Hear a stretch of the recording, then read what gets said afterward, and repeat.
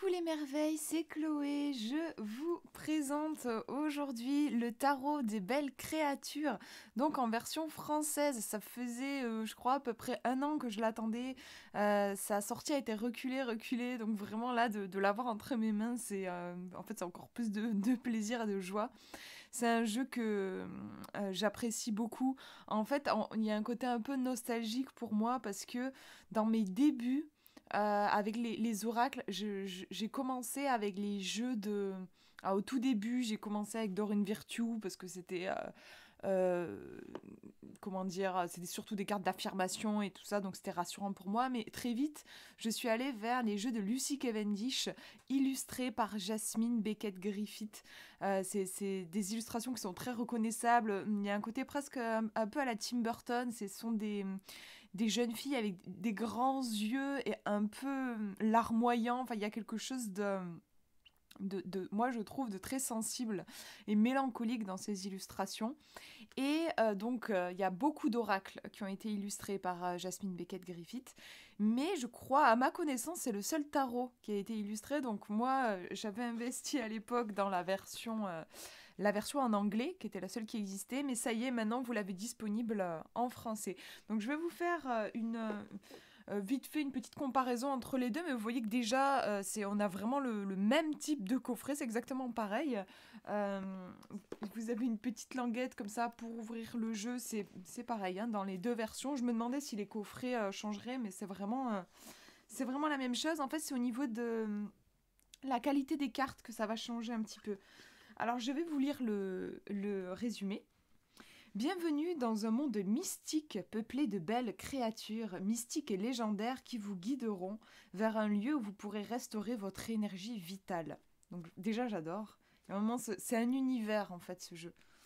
Dans ce coffret, vous découvrirez 80 cartes, donc vous avez deux cartes qui ont été ajoutées en plus par rapport à un tarot traditionnel.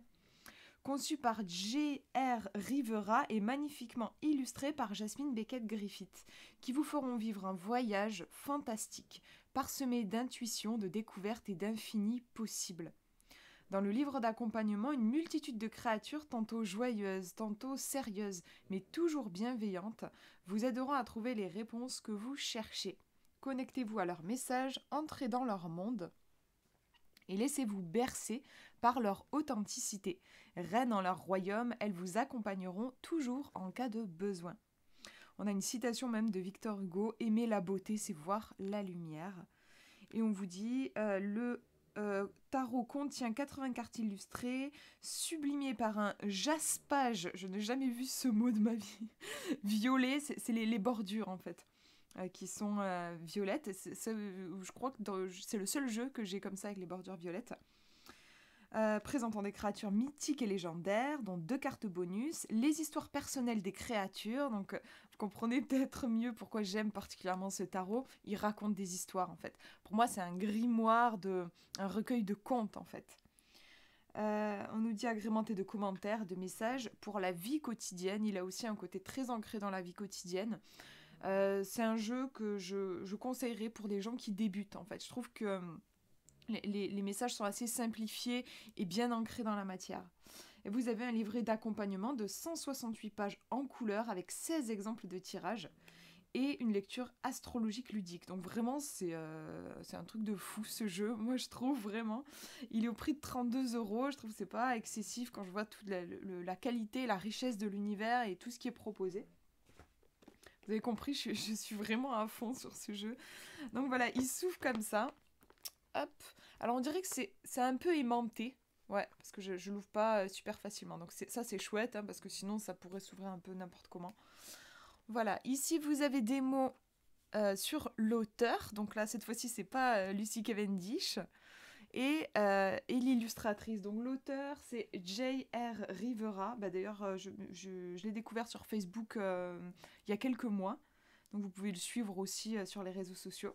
J'aime beaucoup la façon qu'il a eu justement de s'approprier le tarot et les illustrations de Jasmine Beckett-Griffith. Le livre est hyper bien fait. C'est pour ça que je suis contente qu'il soit traduit en français.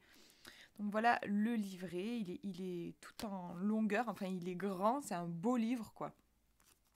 Je vous le montre sous toutes ses coutures. On va regarder les cartes après. Je vais d'abord vous montrer le livre, comment il est fait. Alors, on a un beau papier glacé et il est en couleur. On a même une jolie typographie. Enfin, vraiment, tout est, tout est beau, je trouve. Alors, vous avez des citations au début qui vous... ça permet de rentrer un peu dans l'univers. Aimer la beauté, c'est voir la lumière. L'étude en général, la poursuite de la vérité et la beauté sont des domaines dans lesquels il nous est permis de rester enfant toute la vie. C'est Einstein qui a dit ça, j'adore. À chaque fois, ce qu'il dit, ça résonne toujours pour moi. Et la beauté et vérité. La vérité, beauté. Donc, on a ce thème de la beauté qui est très important dans ce jeu. Et après, on aime ou on n'aime pas, bien sûr, l'esthétique du jeu. Je sais qu'il y a certaines personnes, même moi au début, avant de me lancer dans ces oracles, du coup, créés par Lucy Cavendish, illustrés par Jasmine Beckett-Griffith, j'avais un peu peur, en fait. J'ai mis du temps à m'y mettre. Et quand je m'y suis mise, j'étais accro. Après, il y a un truc, je suis vraiment accro à ces illustrations-là. Mais ouais, j'ai mis du temps à m'y mettre. Il y avait quelque chose qui m'inquiétait un petit peu. Parce que c'est vrai qu'il y a un aspect un peu Tim Burton, un peu sombre. Avec ces jeunes filles, on dirait qu'elles pleurent. Enfin, moi, c'est comme ça que je le ressens. J'ai l'impression qu'elles ont toujours les yeux mouillés. Ça peut être un peu effrayant.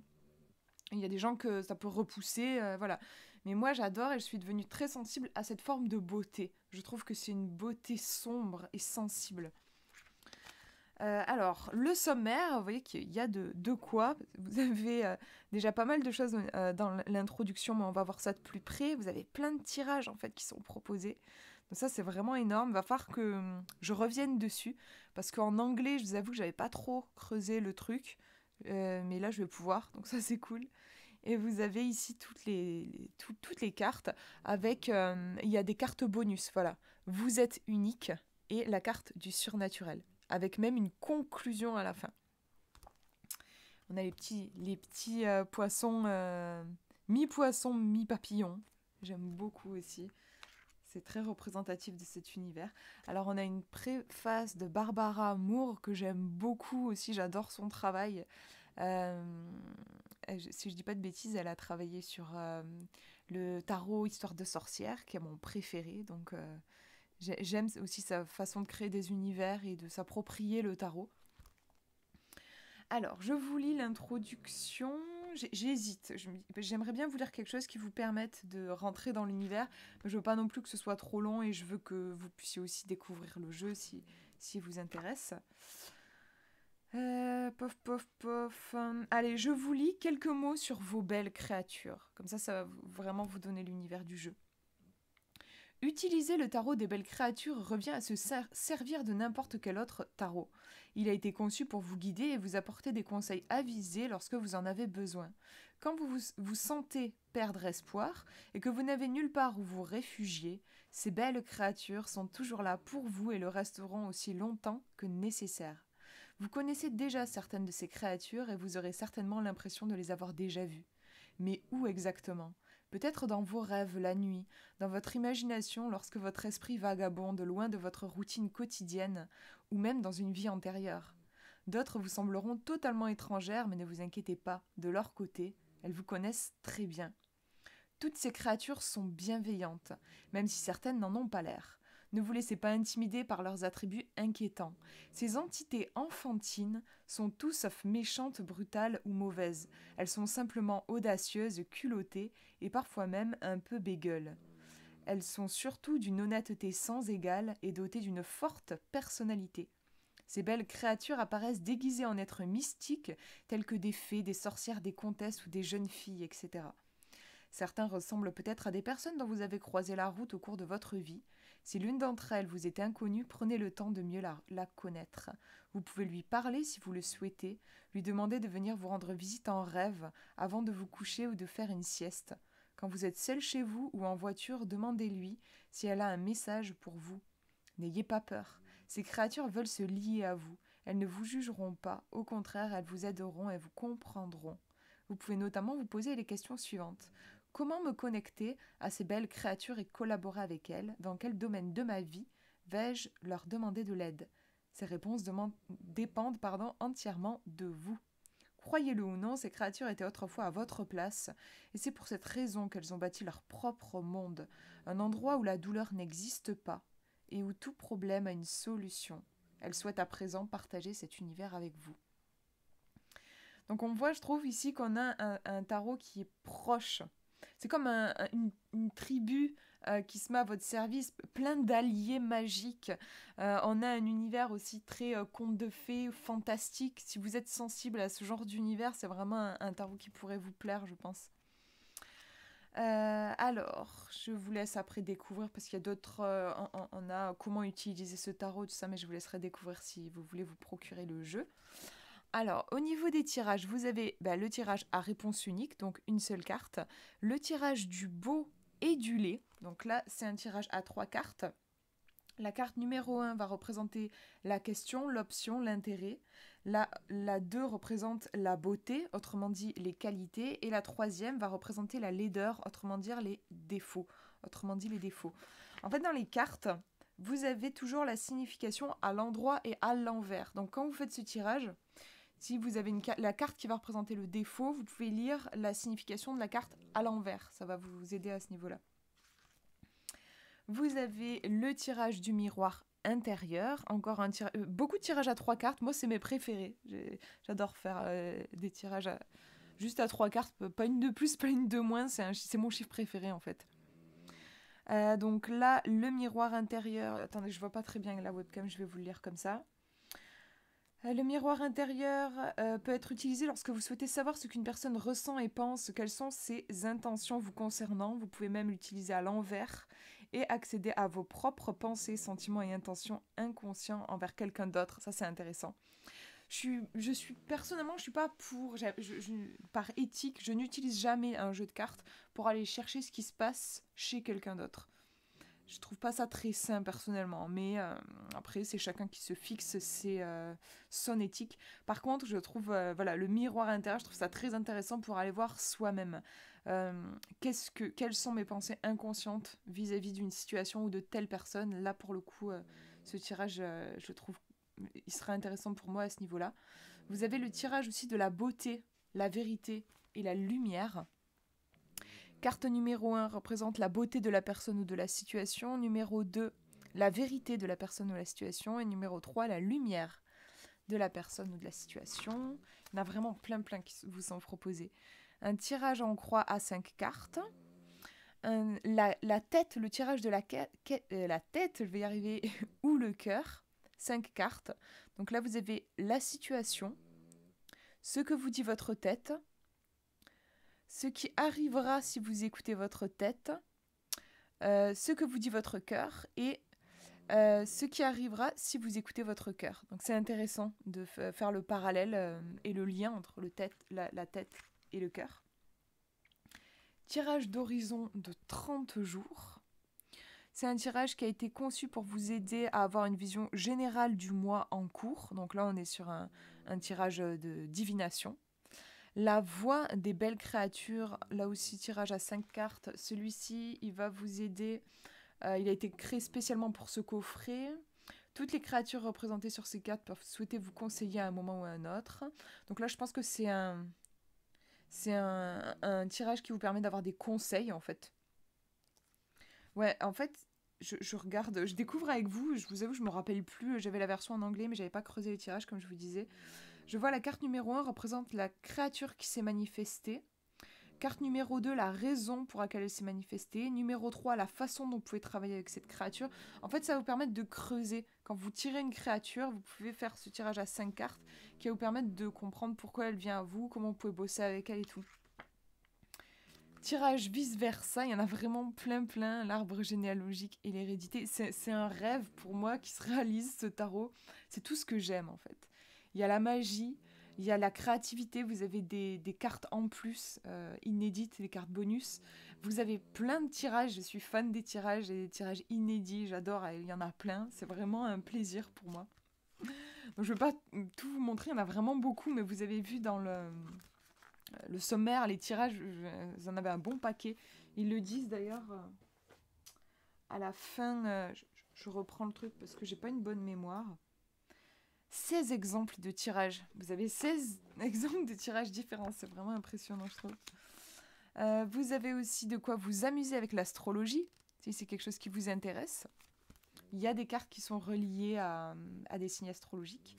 Et puis après, on attaque avec les significations des cartes. Donc, par exemple, ici, on est dans les arcanes majeures. Vous avez une petite phrase en gras qui permet d'avoir comme un flash tout de suite de l'énergie de la carte. C'est comme si elle vous parlait. Là, le mât nous dit « Je me lance dans une aventure inconnue. Une fois arrivé à destination, je ferai le compte de ce que j'aurai vu et vécu. » Donc voilà, il y a l'idée de « je me lance et je verrai après » en fait. Mot-clé, on vous remet le mot-clé ici, exploration, mais c'est aussi écrit sur la carte.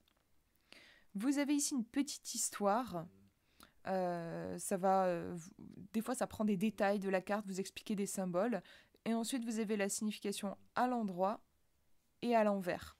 Par exemple, celle-ci, on nous dit « Battant des ailes dans un joli jardin agrémenté de fleurs, une douce et délicieuse petite fée papillon, fascinée par l'exploration du monde qui l'entoure, vit une véritable aventure qui lui apprendra nombre de choses indispensables à la vie quotidienne.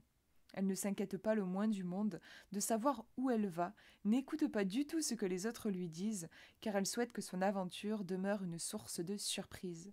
Sa robe est ornée d'iris violets et un riche parfum émane de nombreuses fleurs dans ses cheveux, restaurant sa motivation pendant son exploration. Un magnifique papillon jaune et sage l'accompagne dans sa mission et la protège, l'empêchant de prendre des décisions aveugles. Si sa curiosité la met un jour en danger, le papillon sera là pour la guider dans la bonne direction. » Voilà, le papillon en question, il est là. Message à l'endroit, l'apparition de cette carte dans une lecture signifie que vous devez prendre conscience que le moment est venu de lâcher prise et de partir explorer le monde. Pendant votre aventure, vous rencontrerez des personnes et des situations qui vous sont inconnues. Cette exploration peut simplement consister à quitter la ville ou à vous promener dans la forêt. Cette carte peut aussi désigner un nouveau départ. Rappelez-vous que la fin de quelque chose est également le début d'un nouveau commencement. Message à l'envers. Lorsque cette carte apparaît à l'envers, c'est que vous ne faites pas assez attention où vous vous aventurez et à ce que vous explorez. Il y a un côté là un peu trop tête en l'air. Vous agissez, vous comportez de façon imprudente et naïve. Donc là aussi, si vous faites le tirage qualité et défaut, vous voyez là, c'est le défaut relié à la carte. Vous pouvez travailler avec. C'est sympa aussi parce que du coup, on peut s'amuser à faire des tirages de développement personnel en fait. Quel est mon défaut du moment ou mon point faible par rapport à cette situation ? Par exemple, si là je tire le mât, ah ok, ouais, c'est vrai que j'ai tendance à être un peu tête en l'air, un peu naïve. Il faudrait peut-être que je fasse attention. Et puis je tire une autre carte où je vais regarder la signification à l'endroit et là ça va me donner ma force du moment.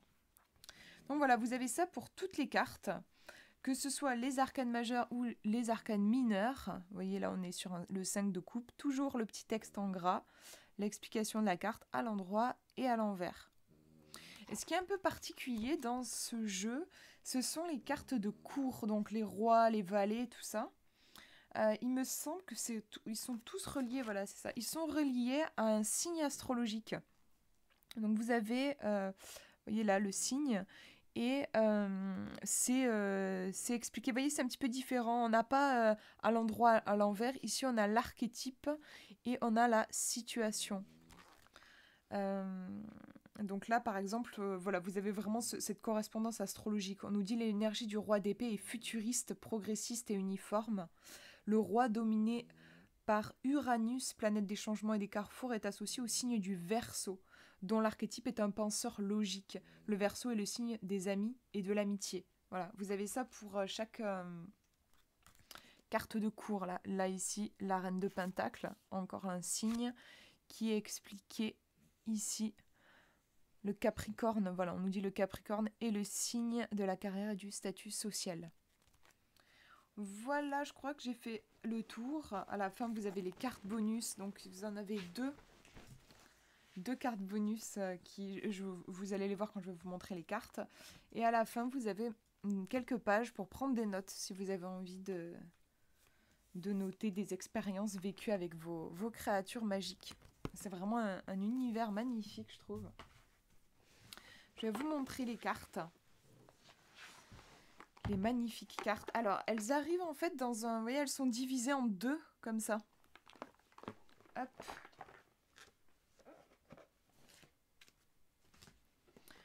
Voilà, chacune... Enfin, il y a deux petits emplacements pour pouvoir diviser le jeu en deux, parce que 80 cartes, c'est vrai que c'est beaucoup.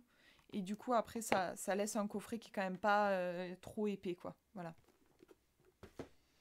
Alors, au niveau le dos des cartes, c'est exactement le même que dans la version anglaise. Simplement, c'est la qualité des cartes qui change. Et pour le coup, je préfère la qualité française. Elles sont glossy, elles brillent, en fait. Hein, voilà. Et alors que les cartes dans la version anglaise, alors franchement, c'est la première fois que je voyais des cartes comme ça. Elles avaient un côté un peu... je sais pas si vous allez entendre, mais ça fait un bruit. Et je sais pas comment dire, c'est comme si elles étaient... Il y a un côté presque métallique, en fait. Je sais pas trop comment l'exprimer autrement. Et au toucher, pour moi, c'était pas très agréable. Moi, personnellement, j'aime les cartes qui sont glossy parce qu'elles glissent très bien. Du coup, les autres, elles glissaient un peu moins bien. Là, elles glissent vraiment bien. Et pour moi, au niveau du toucher, c'est plus agréable. Je préfère. Alors, les tranches, ça c'est chouette, ils ont gardé, c'était dans la version anglaise aussi, ils ont gardé une belle tranche violet, mais un peu, il y a un côté métallisé. Hop, et je vais vous montrer du coup, voilà, les cartes. Donc vous voyez qu'on peut les tirer à l'endroit et à l'envers. Il y a un bon paquet de cartes. Alors, voilà, alors je les ai mélangées parce que j'ai déjà fait des tirages avec. Donc voilà un petit peu l'univers dans lequel on se trouve. Hein. Je vous disais, cette mélancolie. Alors je fais la mise au point avec ma petite caméra pour voir l'image la plus nette possible. J'ai pas un très beau soleil aujourd'hui. Ouais, donc on est sur cet univers, voilà, mélancolique, là, surtout, enfin, un peu avec sa petite tête un peu penchée, et on dirait qu'elle a le cosmos dans ses fioles. On nous parle d'entraînement, donc déjà, intuitivement, on peut imaginer que c'est une carte qui va nous pousser à faire des expériences. Il va falloir tenter, expérimenter. Le 10 de Pentacle, qui va nous parler d'héritage, on dirait un tableau, je trouve, cette carte. Et on voit, je trouve, Alice au Pays des Merveilles. Et là, je crois que c'est Blanche-Neige. On a des princesses ici. Le roi de Pentacle qui nous parle ici de loyauté. Je suis un peu déçue de ne pas avoir une meilleure lumière. J'essaie de voir si avec la caméra, là, je peux déjà... Ouais, j'ai pas une très bonne luminosité aujourd'hui. Le cavalier de Pentacle, altruisme. Le roi de coupe, avec un côté moderne. Alors aussi, Jasmine Beckett-Griffith, je crois qu'elle ne peint que des femmes, des jeunes filles plus d'ailleurs. Je n'ai pas souvenir qu'il y ait de personnages masculins, en fait, dans ses dessins.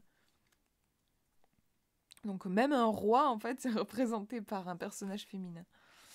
Le valet de bâton, initiative. Valet de coupe, inventivité. Le surnaturel, donc là on est sur une carte bonus, qui n'est pas une carte qui se trouve normalement dans un tarot. La force, impétuosité. La roue de fortune, avec le petit dragon là, super joli. Le pendu, perception. C'est un peu l'univers de... Je crois qu'on est dans Alice au Pays des Merveilles, ici avec le petit lapin, le chat, les cartes à jouer. La décadence, brusquerie. La lune.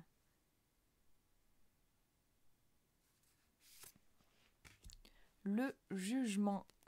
Je vais me faire une crampe. Elles sont lourdes les cartes, j'en ai un sacré paquet dans la main. L'as de bâton. Très très jolie, je trouve, la représentation là de la vie. On a quelque chose qui a l'air un peu mort, en fait, autour. Et on a la vie qui se trouve au cœur de la citrouille. C'est super intéressant, je trouve. La magicienne qui nous parle de capacité intérieure. Le 3 de bâton, la patience.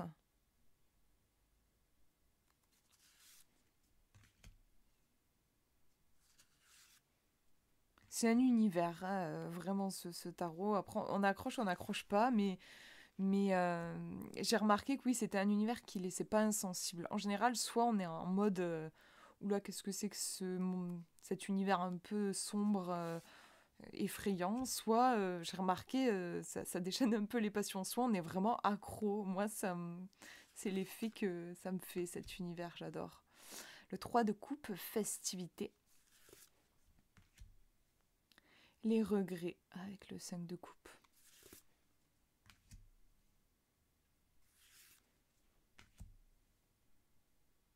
On est sur un tarot aussi, il me semble, qui pourrait plaire à des jeunes, en fait.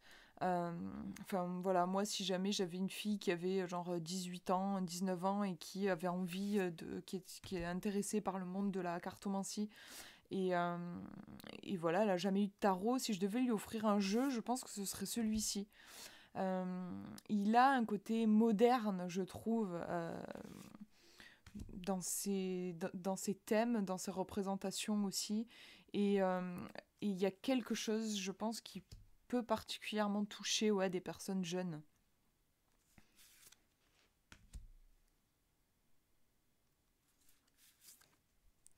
Le 5 d'épée, la défaite. Donc là, on retrouve vraiment Alice au Pays des Merveilles. Le 3 d'épée, la déception.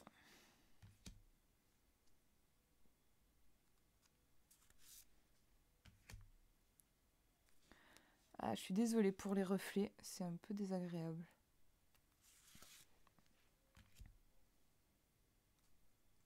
C'est marrant, là, on est vraiment comme si on était dans un tableau, le fameux tableau de Dali.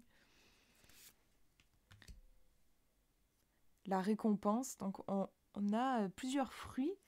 Une pomme ici, est-ce que c'est une pomme aussi? Peut-être qu'on a deux pommes. Une poire derrière. Reine de bâton.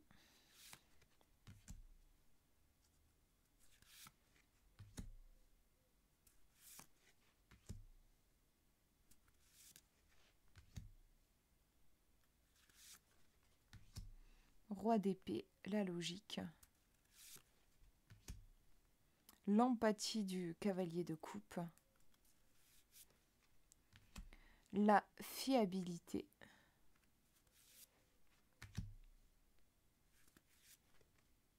Vous êtes unique, je crois que c'est ma carte préférée. C'est une carte bonus aussi. Une carte qui est vraiment là pour vous rappeler que vous êtes parfait tel que vous êtes dans toute votre différence aussi, justement, dans tout ce qui vous rend peut-être un peu biscornu aux yeux de la société. J'adore. La satisfaction du 9 de coupe. L'ermite.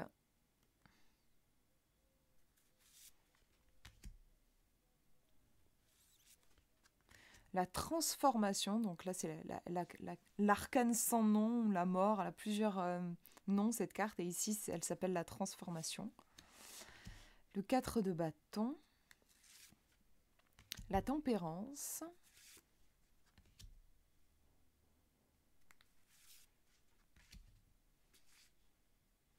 l'étoile, le soleil, qui nous parle ici de lucidité, le monde, le 2 de bâton. Apparemment, il va falloir prendre des décisions avec ce 2 de bâton. Le 6 de bâton, la victoire, la bravoure,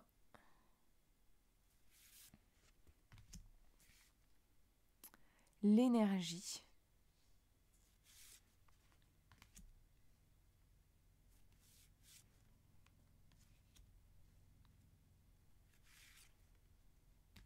l'épreuve,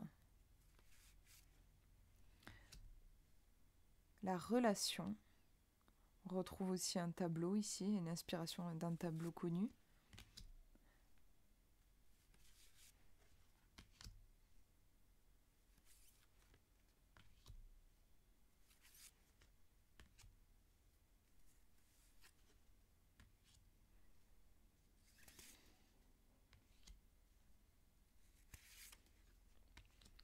Le 3 de pentacle, la maîtrise.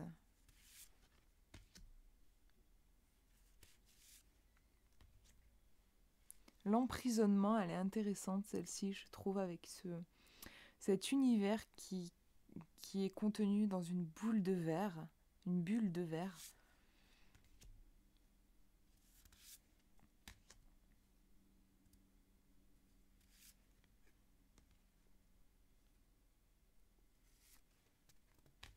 Et le 6 de pentacle. Il est tellement mimi, ce petit dragon. J'ai trop envie de l'adopter avec ses petites ailes là, ses petites ailes de papillon, magnifiques. Mais on dirait que même la jeune fille, elle a aussi des ailes comme ça. Générosité. Voilà pour cette présentation. Je vais vous tourner aussi un tirage avec ce magnifique tarot. Je suis très heureuse de vous l'avoir présenté. Je vous fais de gros bisous. Prenez bien soin de vous.